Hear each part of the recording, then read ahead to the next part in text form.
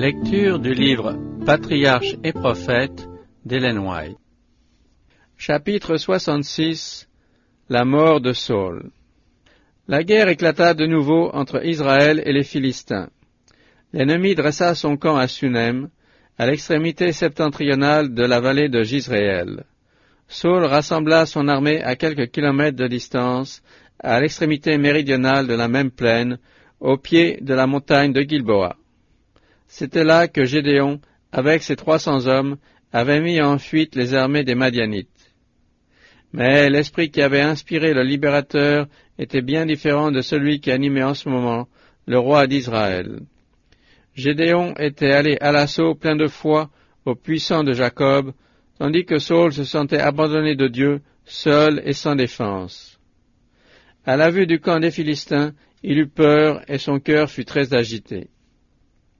Il apprit que David était avec les Philistins, et il s'attendait à voir le fils d'Isaïe saisir cette occasion pour tirer vengeance des maux qu'il avait soufferts de sa part. Sa détresse était inexprimable. La folle jalousie qu'il avait si longtemps lancée à la poursuite de l'élu de Dieu avait entraîné Israël dans ce péril extrême. Il ne pensait qu'à la mort de David, et il avait négligé la sécurité de son royaume. Les Philistins en avaient profité pour pénétrer jusqu'au centre même du pays. L'esprit des ténèbres avait, d'un côté, poussé Saul à mobiliser toutes ses forces contre David, et de l'autre, il avait inspiré ce projet d'invasion aux Philistins. Qui dira combien de fois cet astucieux adversaire utilise encore la même tactique?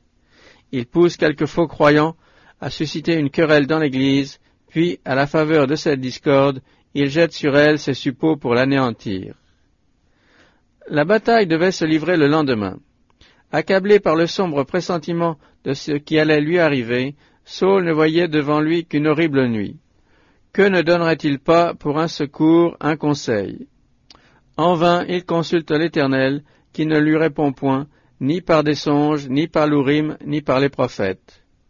Pourquoi est-il repoussé par celui qui ne repousse jamais une âme qui vient à lui avec sincérité et humilité? C'est que le roi s'est privé lui-même de tous les moyens de consulter l'Éternel. Il a rejeté les conseils de Samuel le prophète, il a exilé David l'élu de Dieu, il a massacré les prêtres du Très-Haut. Peut-il s'attendre à recevoir une réponse quand il a supprimé toutes les voies de communication entre le ciel et la terre? Après avoir chassé l'esprit de la grâce, comment espérerait-il une réponse de la part de Dieu? Ce n'était d'ailleurs pas le pardon de ses péchés et sa réconciliation avec le Seigneur que demandait Saul, mais la défaite de ses ennemis. Séparé de Dieu par sa révolte, et ne pouvant revenir en arrière que par le chemin d'un repentir dont il ne veut pas, l'orgueilleux monarque se décide dans sa détresse à un acte désespéré et fatal. Saul dit à ses serviteurs, « Cherchez-moi une femme qui sache invoquer les morts. J'irai la trouver et je la consulterai. » Le roi savait pertinemment que l'occultisme avait été interdit par Dieu. Une sentence de mort était prononcée contre tous ceux qui se livraient à ces impurs maléfices. Il avait lui-même, du vivant de Samuel, fait mettre à mort tous les sorciers et tous ceux qui consultaient les esprits. Et c'est à eux maintenant qu'il allait demander un oracle.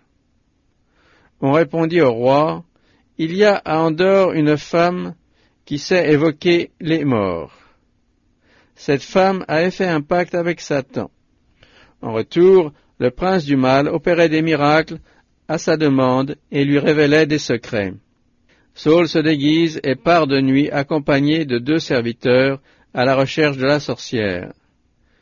Quel spectacle que celui de ce roi d'Israël marchant aveuglement à la remorque de Satan! Y a-t-il au monde sentier plus lugubre que celui de l'homme qui obstinément repousse l'Esprit de Dieu pour n'en faire qu'à sa tête?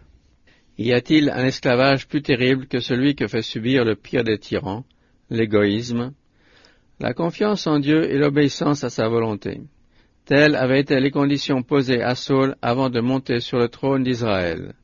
S'il les avait remplies, Dieu eût été son guide, le Tout-Puissant son bouclier. Dieu l'avait longtemps supporté. Sa révolte et son entêtement avaient été bien près de réduire au silence la voix divine en son âme.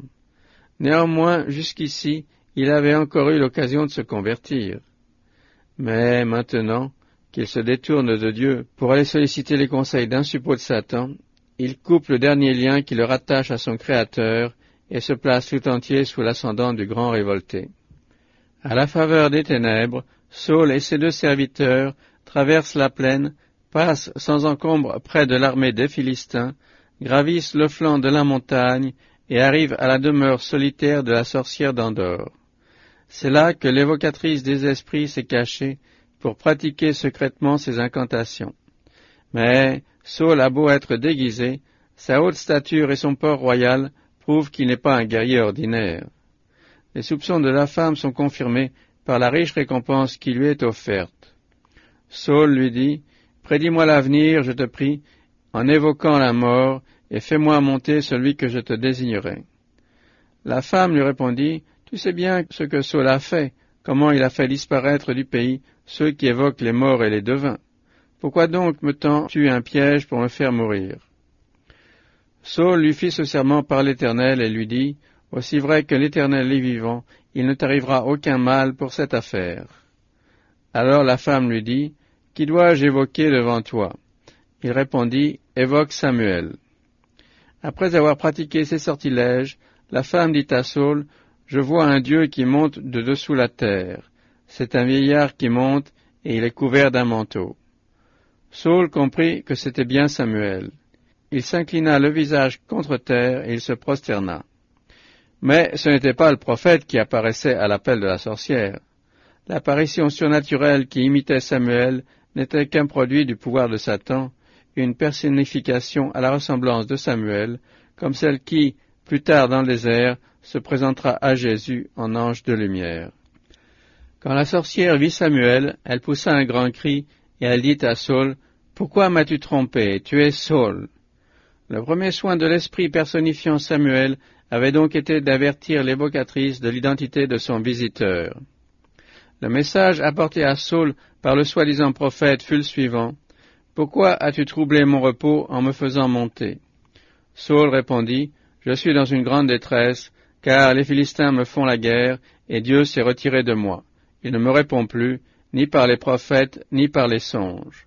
Je t'ai donc fait appeler pour que tu me fasses connaître ce que je dois faire. » Tandis que Samuel vivait, Saul avait méprisé ses conseils et s'était offensé de ses réprimandes.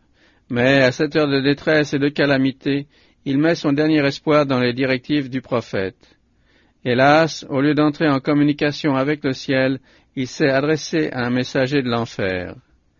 Saul s'était complètement livré à Satan. Celui-ci, dont le seul plaisir est de semer le malheur et le crime, va en profiter pour accabler le malheureux roi. Voici la réponse du prétendu Samuel. « Pourquoi me consultes-tu, puisque l'Éternel s'est retiré de toi, et qu'il est devenu ton ennemi? L'Éternel agit comme il l'a annoncé par ma bouche. L'Éternel arrache de tes mains ton royaume, et il le donne à un autre, à David. Tu n'as pas obéi à la voix de l'Éternel, et tu n'as pas fait sentir à Amalek l'ardeur de son courroux.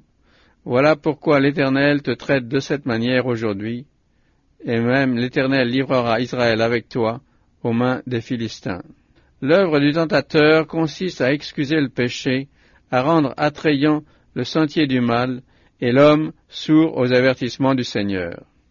Durant des années, séduit par ce régime, Saul avait méprisé les réprimandes de Samuel. Maintenant, Satan change brusquement de tactique. Pour plonger dans le désespoir le roi affolé, il dresse devant lui toute l'énormité de son péché et l'impossibilité du pardon. C'était le meilleur moyen de l'écraser et de le pousser au suicide. Lorsque Saul entend cette effroyable prédiction, affaibli par la fatigue et le jeûne, bourrelé de remords, éperdu, il oscille comme un chêne dans la tempête et s'affale sur le sol. Terrifié de voir le roi d'Israël étendu sans connaissance à ses pieds, la sorcière demande ce qui va lui arriver. Elle le supplie de se relever et de prendre quelque nourriture, en lui rappelant qu'elle a exposé sa vie pour le satisfaire. Les serviteurs de Saul s'étant joints à ses instances, il cède enfin, et la femme place devant lui le veau gras et des pains sans levain préparés à la hâte. Quelle scène! Quelques heures avant d'affronter la mort, l'homme que Dieu a oint roi sur Israël prend son repas en face d'une sorcière dans un antre lugubre où viennent de retentir, comme sorties des enfers, les plus sinistres prédictions. Avant le point du jour, Saul et ses serviteurs sont de retour au camp pour se préparer au combat. En consultant l'esprit des ténèbres, Saul a consommé sa perte. Accablé par le désespoir, comment va-t-il pouvoir inspirer du courage à son armée? Séparé du ciel, comment inviter Israël à regarder à Dieu, la source de tout secours? La prédiction fatale va elle-même concourir à son accomplissement. Dans la plaine de Sunem et sur les pentes de Gilboa, s'engage bientôt entre l'armée d'Israël et les hordes philistines une mêlée sanglante. Bien que l'affreux spectre de la caverne d'Endor ait banni de son cœur tout espoir de salut, Saul défend néanmoins son trône et son royaume avec une énergie désespérée. Mais c'est en vain. Les Israélites s'enfuirent devant les Philistins, et beaucoup d'entre eux, blessés à mort, tombèrent sur la montagne de Gilboa. 3 des fils du roi ont péri bravement à ses côtés. Il a vu l'épée faucher autour de lui ses plus vaillants guerriers. Pressé par les archers ennemis, gravement blessé, ne pouvant plus ni combattre ni fuir, et résolu à ne pas tomber vivant entre les mains des Philistins, Saul avait dit à son écuyer, « Tire ton épée et transperce-moi. » Ce dernier refusa de porter la main contre loin de l'Éternel. Alors Saul se jeta sur son épée et se tua lui-même. Ainsi mourut le premier roi d'Israël par un suicide. À la fin d'une vie manquée, il était descendu dans la tombe, désespéré et déshonoré. Et tout cela pour avoir préféré faire sa volonté plutôt que celle de Dieu. La nouvelle de la défaite se répandit au loin et plongea tout Israël dans la consternation. Les villes furent abandonnées par la population et les Philistins en prirent tranquillement possession. Le règne de Saul avait consommé la ruine de son royaume. Le lendemain, les Philistins, en parcourant le champ de bataille, découvrirent les cadavres de Saul et de ses 3 fils. Pour compléter leur triomphe, ils décapitèrent leur roi, le dépouillèrent de son armure et emportèrent chez eux ses trophées ensanglantés. Ils déposèrent les armes de Saul dans le temple d'Astarté et attachèrent son corps à la muraille de Beth-San, près de Gilboa, non loin du Jourdain. Ils firent de même pour les cadavres de ses fils, qui, suspendus par des chaînes, allaient être dévorés par les oiseaux de proie.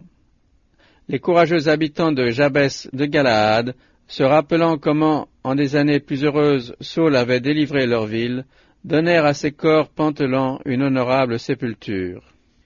Ils traversèrent le Jourdain de nuit, enlevèrent de la muraille de Beth-San les cadavres de Saul et de ses fils, et revinrent à Jabès, où ils les brûlèrent. Puis ils prirent leurs cendres, les ensevelirent sous le tamari qui est près de Jabès, et jeûnèrent pendant 7 jours. Une noble action accomplie 40 ans auparavant valut à Saul et à ses fils d'être enterrés par des hommes compatissants à l'heure sombre de la défaite et du déshonneur.